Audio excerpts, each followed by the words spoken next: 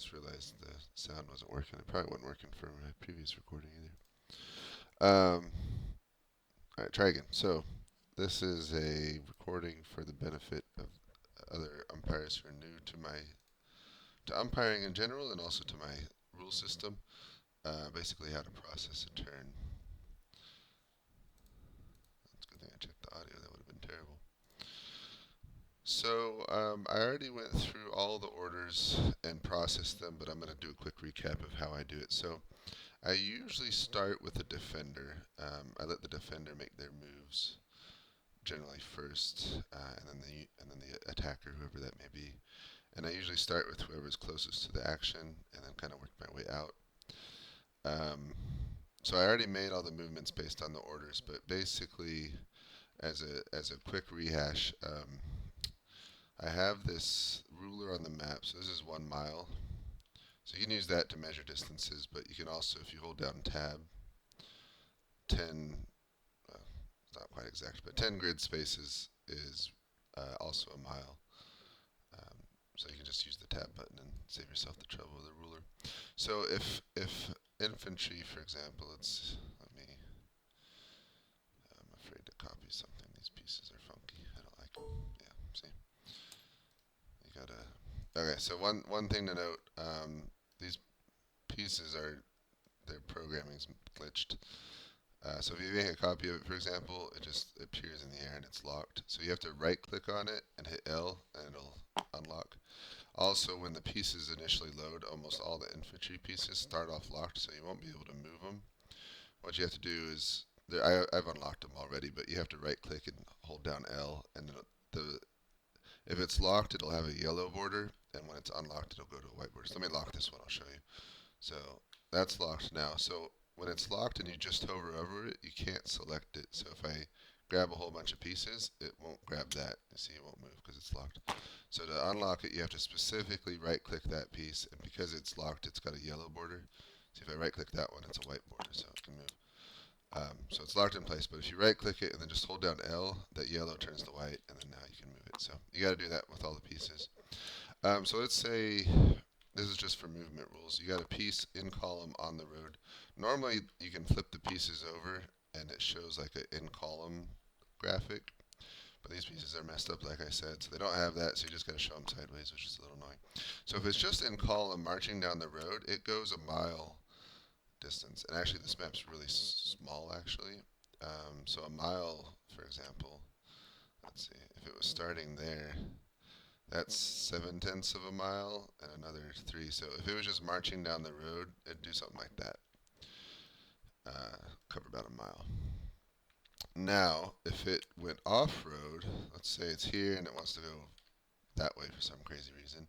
If it still stays in column and the terrain's not terrible, then it's going to go half that distance. So it'll go five grid spaces or half a mile. Now, if the terrain's bad, like let's say it's here and it wants, these are not dense but foresty enough that I would have it again. So if it goes in column off road through the woods, I'm going to do it 2.5, so a quarter mile through the woods. Now, if they want to march in line formation, that's column. If they want to go in line formation off-road through the woods, terrible terrain, that 2.5 turns to a 1.25, so that they'd go about that far. And if they're crossing like a creek, for example, and they're in line, again, 1.25, so maybe that far in a turn. So I just took everyone's orders and made movements based on that. Once they're in combat, they don't move too much. So usually if, like this commander's ordering, for example, this 2nd U.S. Infantry was here, and he ordered them to fall back to the, actually this is a really good example. So they were like here, more or less, and he said he wanted them to fall back to the cannons. Now the cannons are 1.7 away. But they just got orders, so usually when someone gets new orders, like they're doing something and they get new orders to do something else, I have the movement of that turn because it takes time for them to get orders and for that to be processed. So already the movement's halved. They got to turn around and they could have gone in column, but I said they're still kind of retreating in line. So they're going, let's see, a normal movement over open terrain and line would be 2.5, right? So they would have gone that far, which is no problem. They would have gotten as far as they want. But because it's half movement, they go that far. And actually, they're crossing. You see, they're crossing that little creek there. So I can't remember. I had them something like that. So they're on their way to the cannons, not quite arriving yet because they just got orders to head that way, and they're still in line formation, and they're crossing a little creek. So all those things delayed them. So that's how far I moved them. There are these cavalry units here. Um, if they mount up, they go basically twice as fast as infantry. So if they're heading down a road, they could go 2 miles in a turn. But once they're fighting, they basically dismount. So if you can imagine, all their horses are taken to the back somewhere to safe, and so one out of every 4 men, or one out of every 3, one out of every 4 men hold 4 horses, and the other 3 go fight. So basically, 3/4 of their strength is fighting, 1/4 is holding the horses, and usually kept somewhere decently nearby so that they could run back and mount up again if they need to. But they basically fight dismounted. All right, so that's the movement in a nutshell. Very high level. Now we're going to do combat. I haven't run any combat yet, so we're just going to do that. So the way I like to do it is I usually get a single blue and a red dice. And let's see, we'll just work our way from bottom to top. So let's talk distances. These guys are fighting at 1/10 of a mile, generally. Which that is, what's that in yards? Let's find out.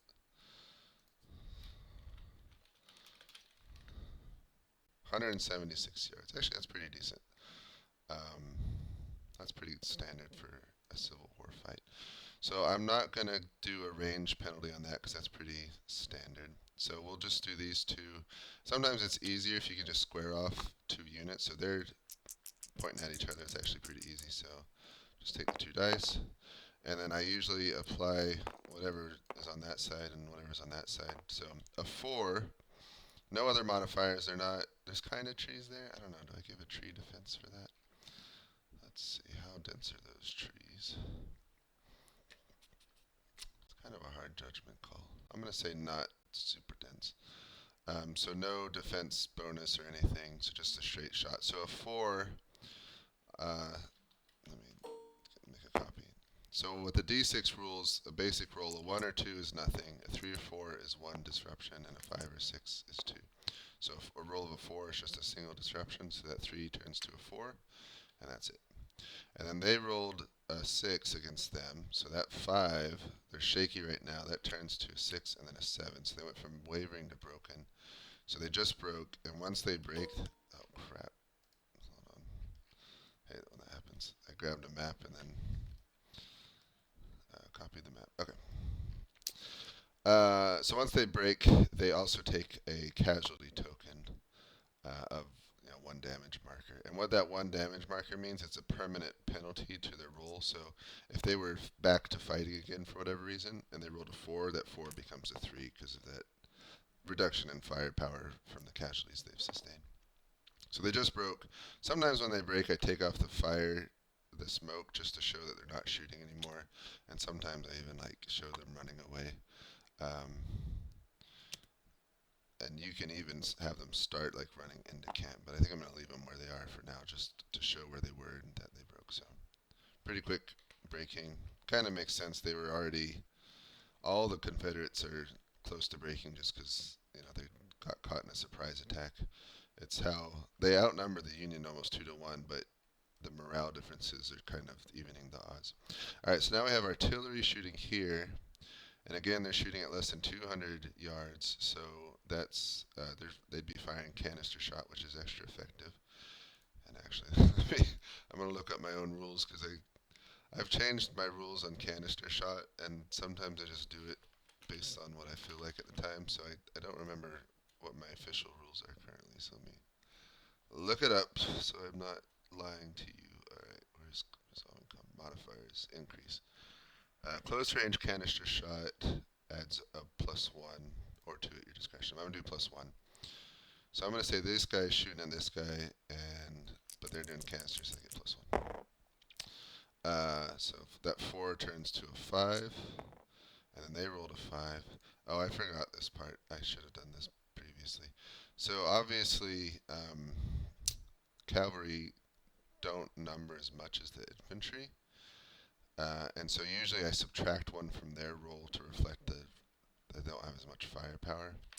So that 5 actually turns to a 4. So they did a 5, which a 5 is 2 bumps up, so there it is 5. So they break under the canister shot fire.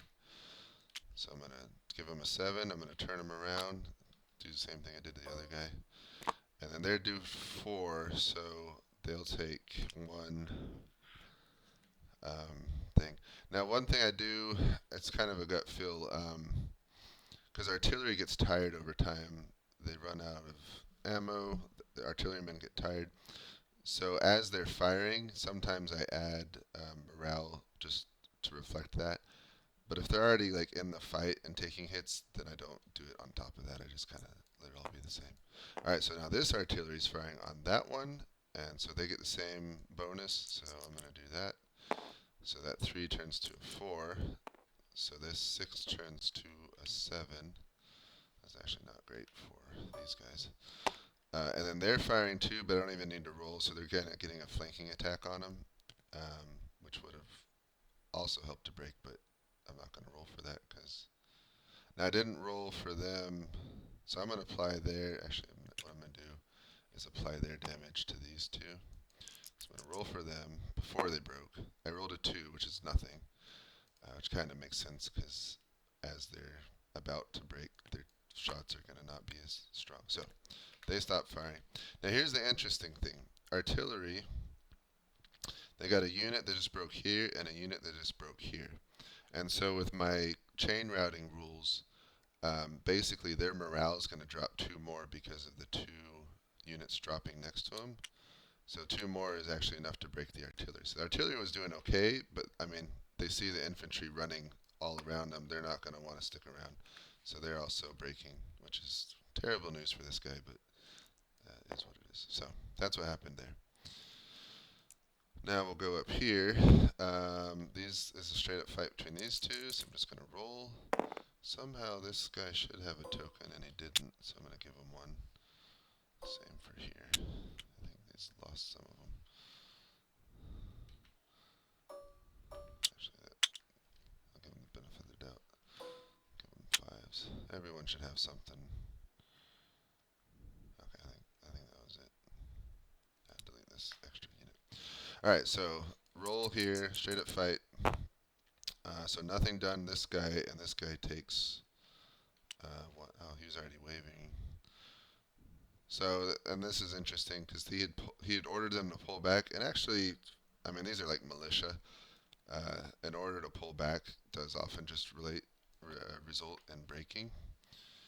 So that kind of jives with what's going on. So they were ordered to fall back, but they're basically just going to turn and run. They didn't like it. Now these guys are on. The commander forgot to give them orders, so they're just acting kind of as a rear guard. This cavalry's coming up and shooting at them. Now cavalry versus infantry, you can see their front's a lot more wider, so I'm going to reduce their attack by 1, and then it's basically 4 versus 4. So they take 1 hit, and they take 1 hit, and that's it. That's it for that. Oh, I almost forgot the artillery. So this artillery's sitting here. They're shooting at them. It's not quite. I think it's just beyond canister range because I say that's at 200 yards. So there's no bonus for canister, it's just normal shot. But you'll notice their fire is right on their flank, so those cannonballs are just ripping through the depth of their lines. So they do get. I'm going to give them a +1 bonus for that. So this is the cannon fire on the home guards. So 4 turns to 5 with that flanking bonus, flanking fire bonus, and so that 5 means 2 hits. So, and everyone's breaking today. So the home guards also break and rout under the artillery fire. But they can once. So how breaking works. So what would happen on the next turn? This guy is going to just run to safety behind the reserves. That's a nice safe spot right here. Once he gets there, he sits, and then each turn I'm going to take off a sorry, a morale level or disruption level. So each turn they're just going to go back down. The best they could get in this case, I think they started off, yeah, they're starting off confident. So the best they could get back to is one more than that, and is steady, which is fine. If the commander comes along and supports their reorganization and rallying, then they can recover 2 in a turn. But right now, they just barely broke, so they're back at the front, and he's just watching it happen. All right, let's keep going. Resolve some more combat. So these guys, they're pretty straightforward. Now these guys, if you look at them, they're kind of in a dense tree line. More dense than this side. But they're kind of in the back of it, so, oops, these guys are locked. I gotta unlock them. Let's see. It's kind of hard to tell the smoke there. Okay, so they're pretty dense trees, and both sides are shooting through it. So, I'm gonna do this one first, actually. I'm gonna subtract 1 from both sides, because they're kind of shooting through the tree, so 4s turn to 3s. In that case, a 4 or 3 is all the same anyway. So they take 1 hit, and they take 1 hit. And that one on the other side's enough to break them, so they're done. And then similar for that, their guy's kind of an angle, but even though it shows the smoke kind of going this way, you can imagine, I mean, it's not hard for a line to turn and shoot that way. So this is for the roll between these two. Again, I don't know if there's as many trees between them, but I'm just going to reduce. Again, it actually doesn't matter because it was 6s to 5s. So both sides take 2 hits. So that 5 becomes a 7, and that 5 becomes a 7. So a lot of units break in this turn. I feel bad for everyone. So they stop shooting, they stop shooting, stop shooting.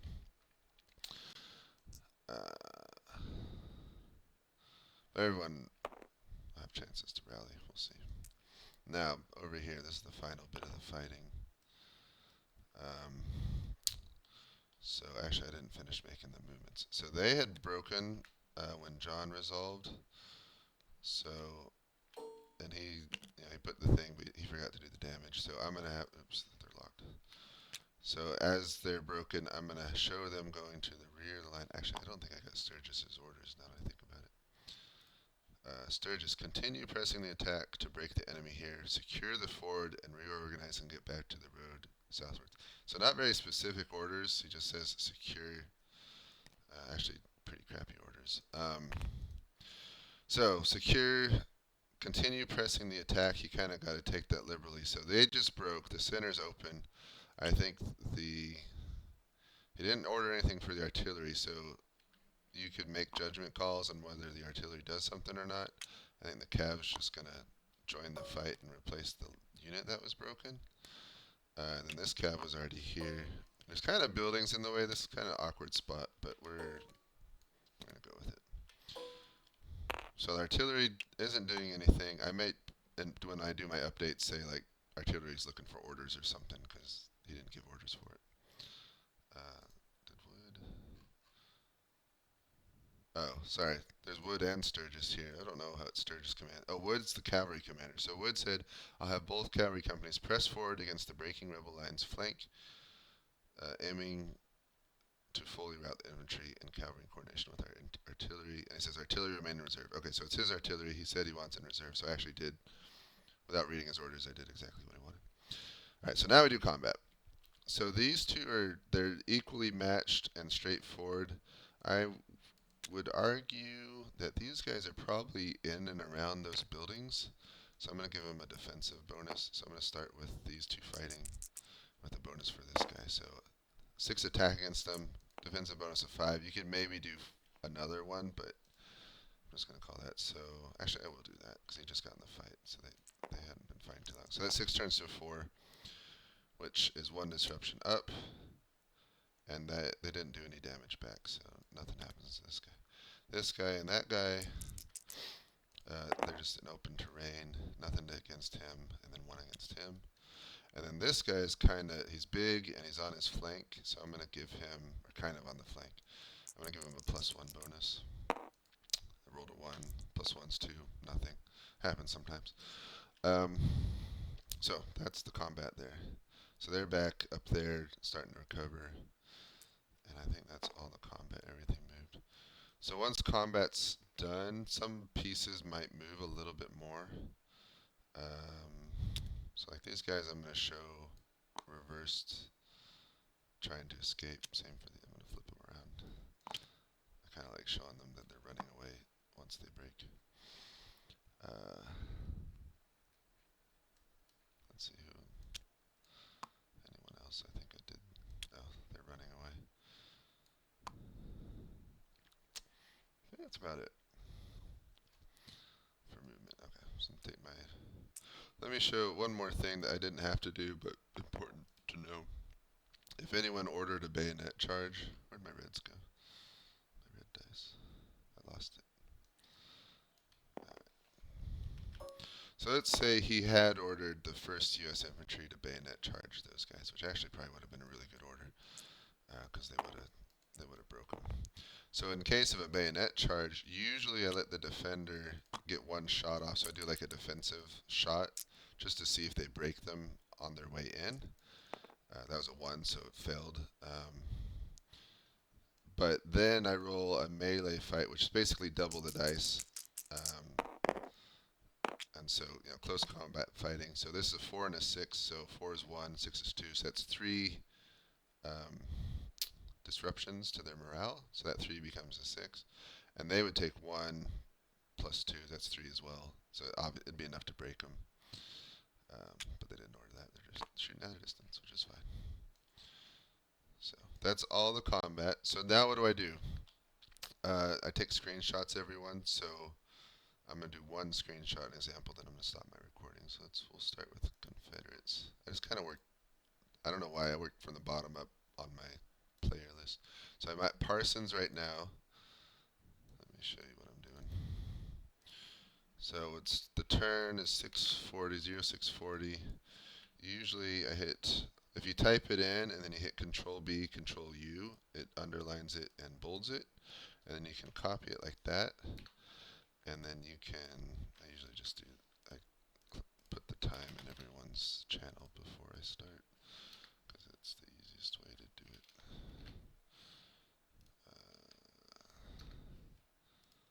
Okay, I'm not going to make you watch me do it for everyone. So Parsons, I'm going to do his screenshot. Usually, it depends on what works good for you, but what works best for me is to do everyone's screenshot, and then I go back and write all their updates, and then I go back and do all the dispatches. So Parsons is over here by Calyard. Oh, I also changed the light. Actually, I may have changed it too much. I don't know. Let me decrease the light a little bit. It's still a bit bright. I want to make it still smidge morning time. Yeah, so as you do updates, we're going from night to day, so you can up the light a little bit. Maybe change the light color too, so it's not a dawn color eventually. Okay, so Parsons here, he just moved up to McCulloch, so actually McCulloch and Parsons can get the same screenshot. So what do you show? You have to look at the terrain. So like up here is a hill, and they're kind of down at the bottom of it, so I wouldn't show them past, I'm going to draw it in white, and then, so I wouldn't show them past that kind of hill edge. He just came from this vicinity, so maybe show the camp here. I can show, as it's getting lighter, I had really limited screenshots before, but as it's getting lighter, he'd probably see into the camp across the way, and probably see that some units are breaking. Probably catch an edge of the glimpse of the fighting over here, and then maybe, I think for both of them, I would show that this unit broke, something like that. So that's about the screenshot that I'm giving Parsons. So, what's that distance? 2/10 of a mile, 3-ish tenths of a mile. Not a lot. If he's on a hill and perfect daylight, he could see 2 or 3 miles. With a telescope. So if this were a hill, he'd see almost the entire map. But this isn't. There's no big tall hill that anyone can stand on. And this smoke is going to obscure things pretty good. So actually, I could probably hide things behind this smoke, but excuse me, you have to think about what everything they saw in the last 20 minutes. So at like this exact point of time, they probably wouldn't see this unit running away because the smoke would obscure it. But they would have seen that they crossed the ford, they fired on the Unions, traded some volleys, and then the Unions broke. And so they would know that the Union was there and that the Union was fleeing. And so I don't mind showing it to them. Even at this exact point in time, they might actually not see it. But that screenshot would give them a fair bit of detail. Like he can see all his units and know that they're trying to cross, that they're being held up here. There's a unit breaking. He can see the other glimpses of the other units. Not like perfect knowledge, because like he can't see this fight over here, for example, or that these Union groups are here. But he's got hints of what's going on. So I'm gonna get rid of this. I'm gonna take my actual screenshot. So you should have a snipping tool like this, or something similar. You do a freeform shot, and then I'm going to just pretty much match what I had drawn before. Something like that. I'm going to give that to both McCulloch and Pierce. So he gets it, and McCulloch gets it. Now, McCulloch was this is probably the best time to do co-location. So McCulloch was located with Price. Price moved on, and now Parsons is with McCulloch. So while that movement happened, it's a good time to do it so you don't forget it. So I'm going to go to McCulloch's channel. I'm going to take out Price, and I'm going to add Pierce. Actually, I should add their two ICs, but I'll look that up later. And then Price is with no one, so I'll make sure he shouldn't have Slack in his channel anymore. I need to take out whoever Slack's 2IC was too. But yeah, basically update the co-locations as you go. You can do it at the end, just like see who is and who isn't co-located. But so I'm gonna finish doing all the screenshots for everyone. Then I'm gonna write the updates, basically a description of everything that happened in the last 20 minutes. And you want to be very descriptive. Make sure to, it's sometimes hard to figure out.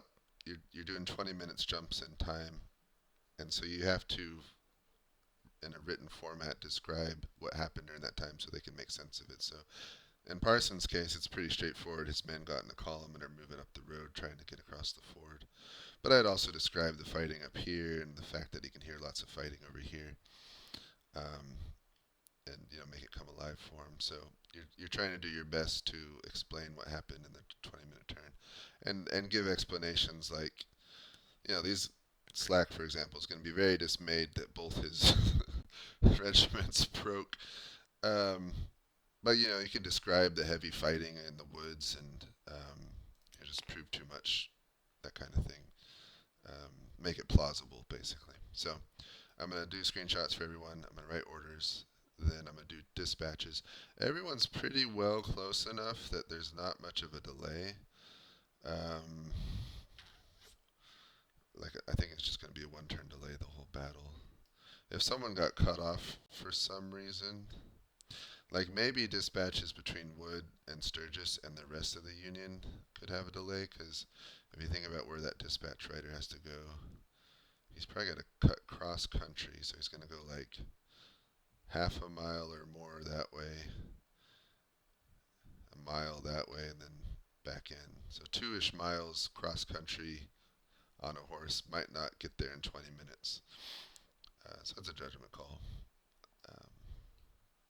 But yeah, I think that's it. So I'm going to stop the recording. I hope this was helpful. Maybe you'll be able to do updates on your own with this much info. If not, we can talk. Thanks. Bye.